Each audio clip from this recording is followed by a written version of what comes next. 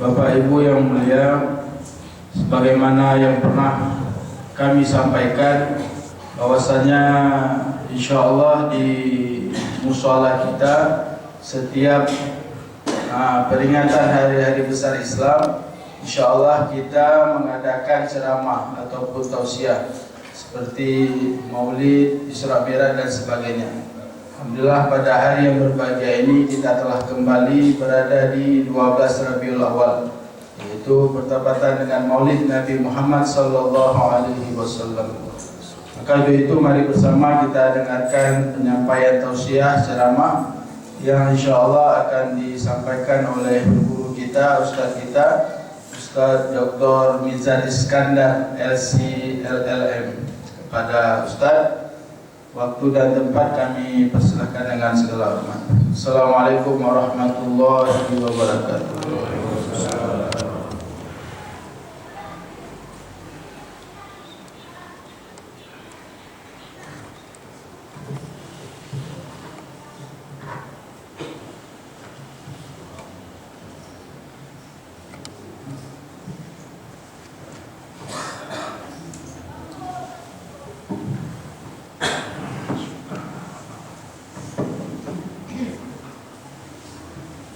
Bismillahirrahmanirrahim. Assalamualaikum warahmatullahi wabarakatuh.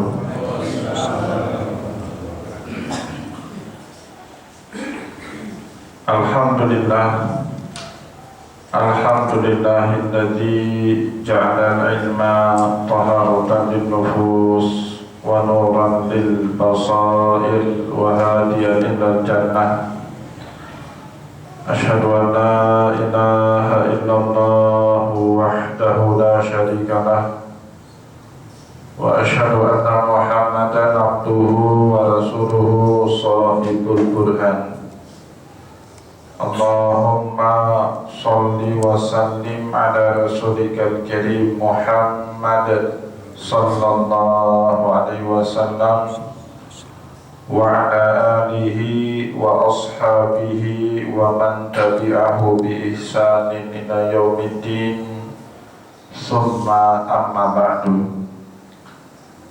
Puji dan syukur senantiasa dan tidak pernah bosan-bosannya kita panjatkan kehadiran Sang Maha Pencipta Allah Subhanahu wa Ta'ala, yang mana dengan limpahan karunia-Nya, rahmatnya, hidayahnya, serta anugerahnya kepada kita semua, kita kembali masih diberi kesempatan, kesehatan, dan usia panjang oleh Allah untuk sama-sama dan senantiasa mengabdikan diri kita di jalannya dengan menjalankan segala perintahnya dan menjauhi semua larangannya. Salawat diringi salam juga tidak pernah lupa pula kita haturkan kepada junjungan alam Nabi besar Muhammad sallallahu alaihi wasallam, di mana dengan perjuangan beliau dan para sahabat beliau kita dapat mengenal betapa rahmatan lil alamin ajaran agama Islam sebagaimana yang menjadi keyakinan dan pengetahuan kita bersama. Bapak Ibu kaum muslimin dan muslimat jamaah salat subuh yang diberkati oleh Allah, sebagaimana yang kita ketahui bersama, para ulama ahli sejarah sepakat mengatakan bahwa Rasulullah SAW lahir di bulan Rabiul Awal. Yang berbeda-beda itu dalam menentukan tanggal kelahiran Nabi. Ada sebagian ahli sejarah mengatakan Nabi kita itu lahir tanggal 7 Rabiul Awal. Ada yang mengatakan lahirnya beliau 10 Rabiul Awal. Ada juga yang mengatakan Nabi kita itu lahir 14 Rabiul Awal. Tapi yang paling masyhur, pendapat yang dianut dan diyakini oleh jumhur, bahwa Nabi kita Muhammad sallallahu alaihi wasallam lahirnya tanggal 12 Rabiul Awal. Maka Bapak Ibu yang dimuliakan oleh Allah, memperingati dan bahkan dalam sebahagian budaya merayakan hari kelahiran Nabi atau yang kita kenal dengan Maulidur Rasul sudah menjadi tradisi di kalangan kaum muslimin, tidak di timur, tidak di barat, tidak di utara, tidak di selatan. Semua kaum muslimin setiap masuk bulan Rabiul Awal pasti mereka merayakan atau memperingati hari lahirnya Rasulullah Sallallahu Alaihi Wasallam. Kalau memperingati dengan cara baca qasidah Barzanji, kalau di Aceh biasanya qasidah yang dibaca qasidah Barzanji, di Jawa Timur biasanya qasidah Burdah, atau di Yaman biasanya dibaca qasidah Ad-Dibai. Sama, itu dalam rangka semuanya memperingati bagaimana hidupnya Nabi, bagaimana perjuangan Nabi dalam menegakkan dakwah Islamiyah. Begitu juga sebahagian daerah memperingati hari lahirnya Nabi dengan ceramah agama seperti yang kita lakukan pada hari ini. Merayakannya dengan kanduri, dengan arakan, dengan pawai, dengan buat acara ini dan itu, semuanya memiliki tujuan yang sama, agar kita umat Islam ini ingat kembali nilai-nilai perjuangan Nabi kita Muhammad dalam kehidupan kita sehari-hari. Maka Bapak Ibu kaum muslimin dan muslimat jamaah pengajian yang dimuliakan oleh Allah, memperingati Maulid Nabi ini para ulama anggap sebagai bahagian iman kita kepada Rasulullah Sallallahu Alaihi Wasallam. Dalam satu hadis Nabi Muhammad pernah menyumpahi orang tidak akan sempurna imannya.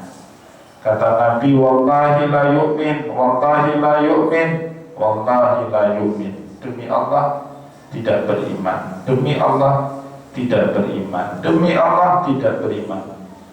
Karena 3 kali disumpahi sama Nabi, para sahabat pun bertanya, manhum ya Rasulullah, siapa mereka yang Anda sumpahi tidak beriman itu wahai Rasulullah?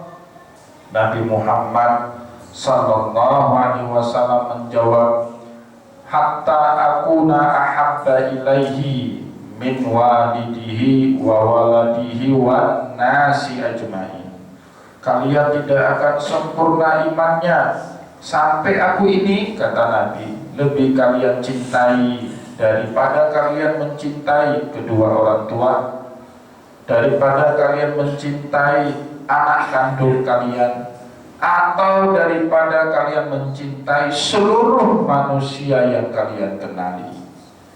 Bapak Ibu yang dimuliakan oleh Allah, mungkin kalau kita baca hadis ini tanpa kacamata iman, kita menganggap Nabi Muhammad itu punya penyakit narsis, minta-minta atau ngaku-ngaku ingin dicintai sama umatnya.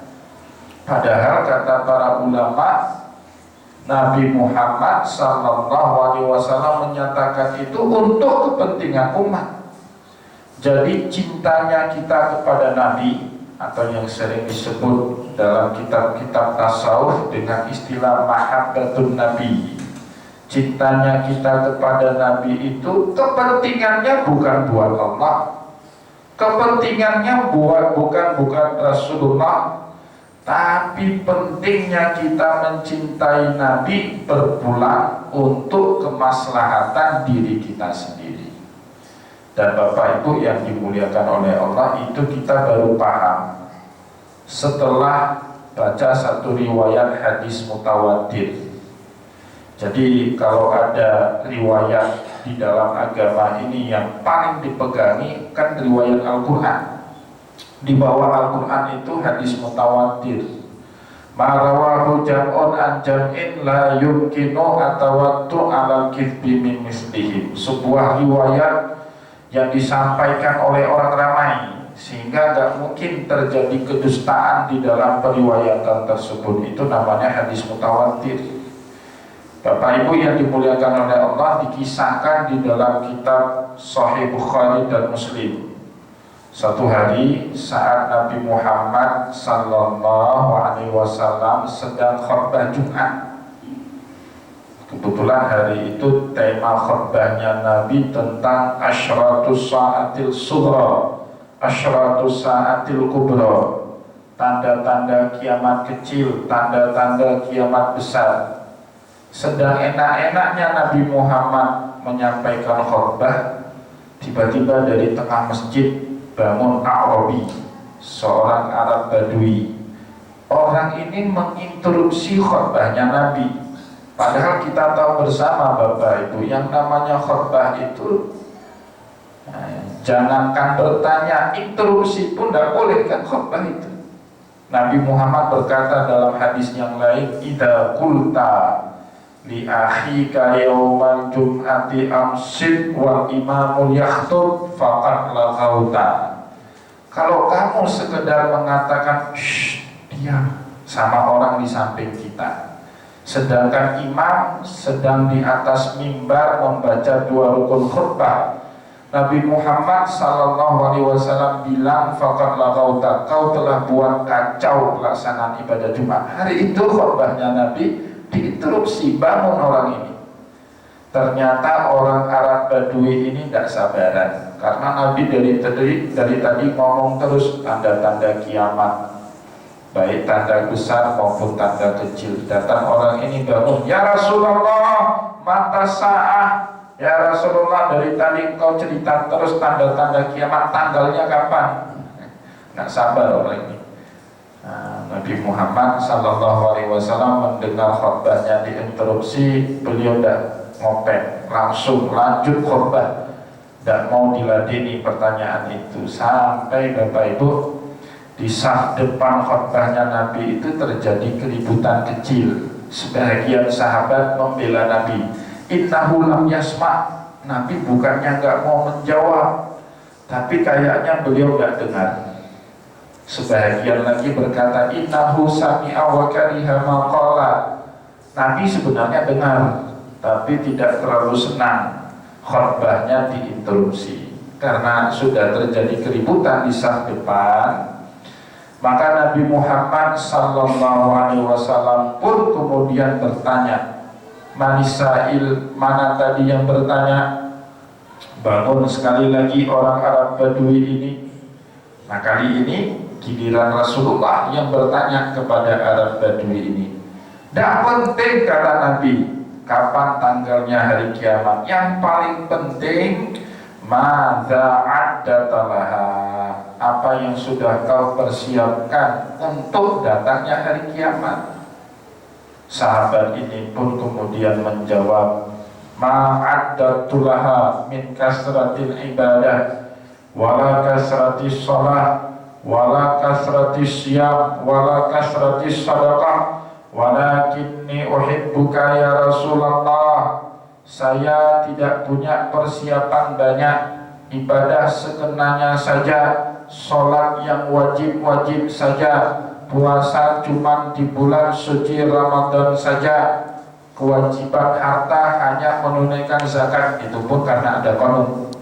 Kalau nggak ada kanun nggak mau bayar zakat. Karena udah ada kanun dipotong otomatis, ya terpaksa lah bayar zakat. Tapi kata sahabat ini uhibbuka ya Rasulullah, ada satu yang saya nggak main-main, saya benar-benar mencintai Anda wahai Rasulullah. Bapak Ibu yang dimuliakan oleh Allah, profil sahabat ini kan mirip seperti kita, umat akhir zaman. Ibadahnya sekenaannya aja, sholat cuma yang wajib, itu pun kalau ada, ya seringnya bolos. Ya, puasa di bulan suci Ramadan, Senin Kamis tidak pernah, apalagi puasa Nabiullah Daud. Zakat pun karena ada qanun yang mewajibkan kita bayar zakat, takut kalau nggak bayar zakat datang Satpol PP dan WH. Tapi minimal kita seperti sahabat Nabi ini, mencintai Rasulullah sallallahu alaihi wasallam sepenuh hati. Maka Bapak Ibu kaum muslimin dan muslimat jamaah salat subuh yang dimuliakan oleh Allah, mendengar ucapan sahabat tadi, Nabi Muhammad sallallahu alaihi wasallam kemudian berkata, almar'u ma'aman ahabba. Kelak di hari kiamat, seseorang bersama dengan orang yang mereka cintai. Kalau kita mencintai Nabi, insya Allah dengan modal cinta itulah kita akan bersama dengan Rasulullah sallallahu alaihi wasallam di hari kiamat kelak. Nah, oleh sebab itu kata para ulama, mahabbatur Rasul manfaatnya bukan untuk Rasulullah, bukan juga untuk Allah, bukan juga untuk ahlul baitnya Nabi, tapi manfaatnya kepulang untuk diri kita sendiri, umatnya Nabi Muhammad sallallahu alaihi wasallam. Nah, itu Bapak Ibu kenapa pentingnya kita punya mahabbatur Rasul. Dan sepertinya Bapak Ibu tidak ada orang yang lebih mencintai Rasulullah di zaman ini melebihi cintanya orang Aceh kepada Nabi. Nah, buktinya maulid yang paling lama di Aceh. Kalau dulu 3 bulan, maulud awal, maulud tengah, maulud akhir. Kalau sekarang 6 bulan pun ada maulid, apalagi kayak pilkada kemarin, gak habis-habis maulidnya.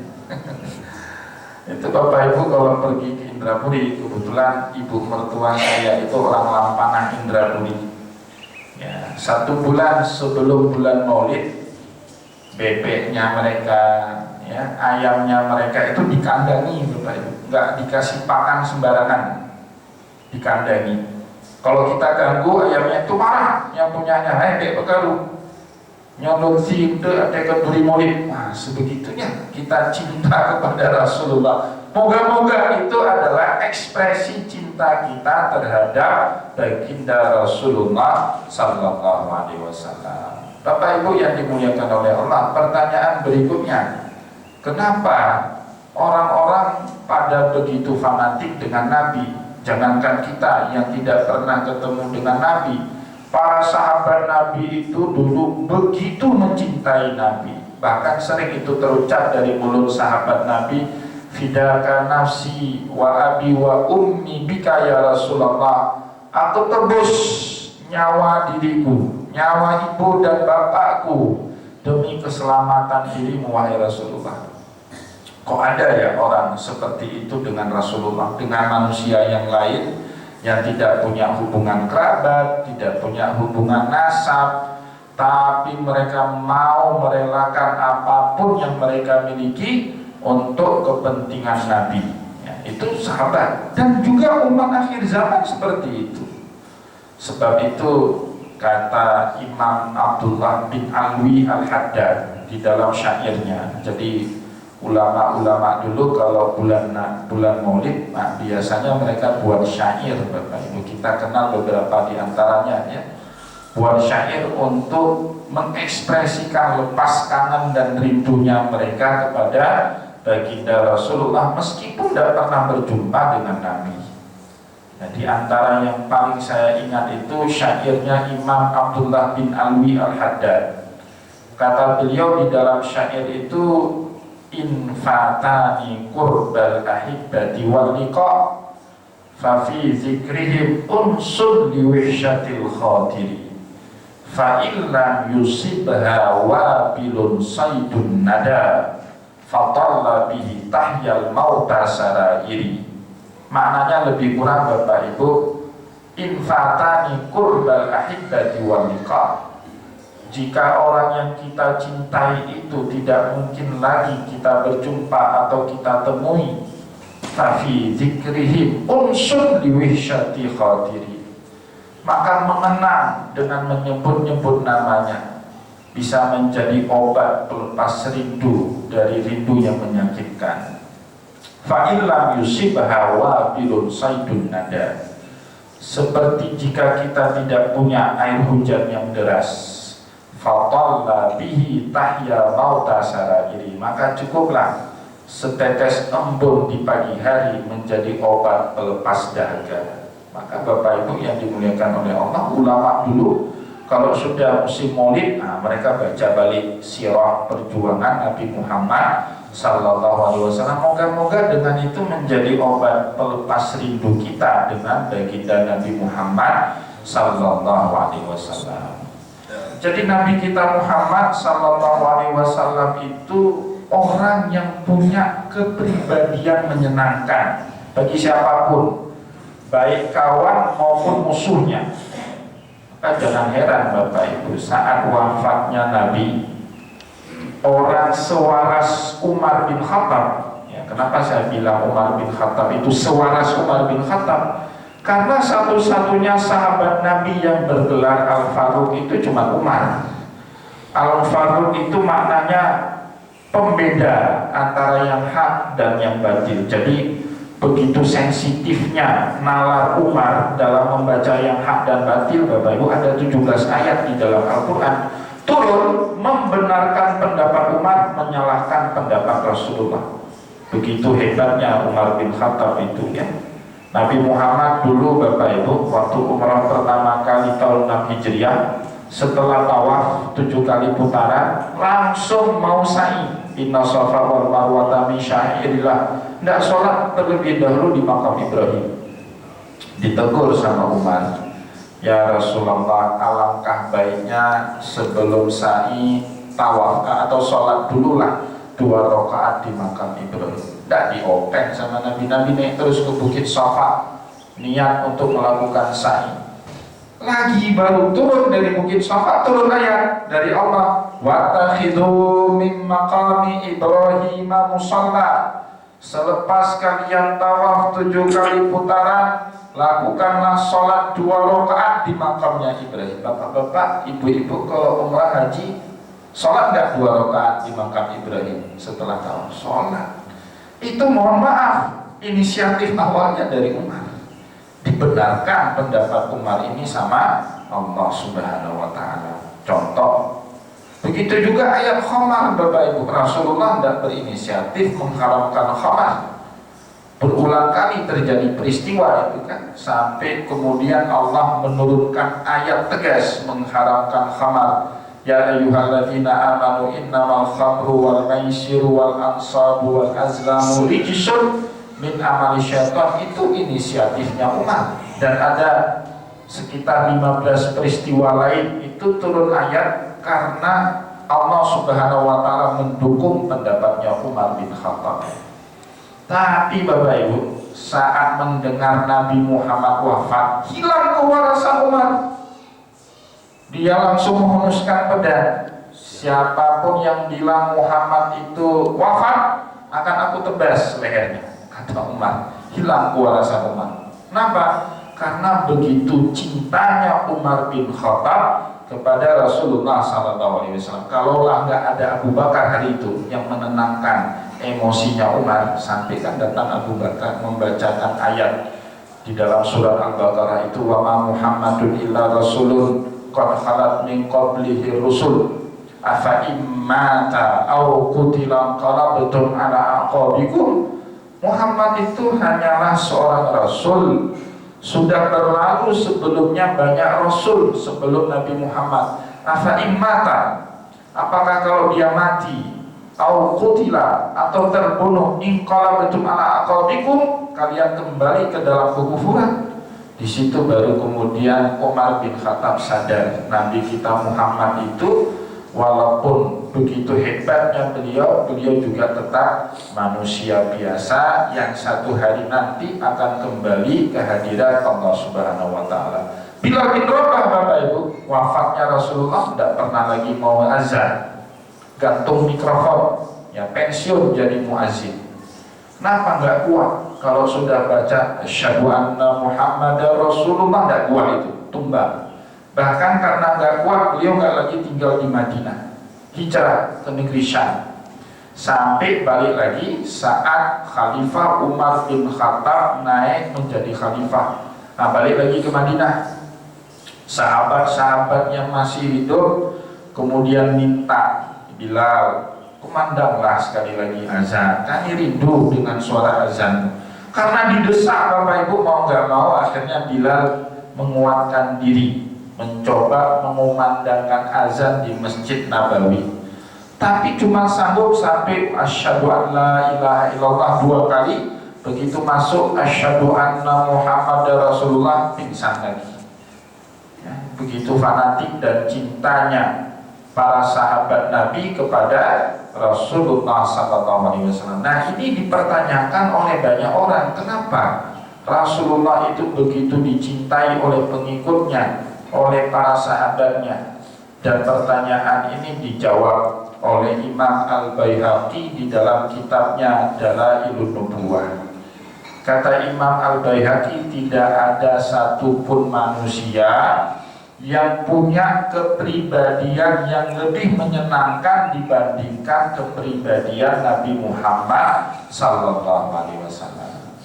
Kita pikir Bapak Ibu, Nabi kita Muhammad itu ngomong masalah halal haram tiap hari, atau tiap hari ngomong surga neraka, atau tiap hari zikir terus, ngomong ibadah terus, serius tiap hari. Enggak Bapak Ibu, Nabi Muhammad itu manusia yang paling nyantai, yang bisa menyesuaikan diri dengan keadaan apapun. Sehingga di dalam kitab Dalailun Nubuwah itu ada ungkapan, kana Nabi sallallahu alaihi wasallam idza jalasa ma'an nas. Nabi kita itu kalau sudah duduk dengan para sahabat, intakallamu fi ma'nal akhirah akhadha ma'hum. Kalau kebetulan para sahabat hari itu sedang ngomong masalah akhirat, maka Nabi ikut nimbrung ngomong juga masalah akhirat. Nah, itu kata Imam Al-Baihaqi. Contoh bisa kita temukan dalam hadis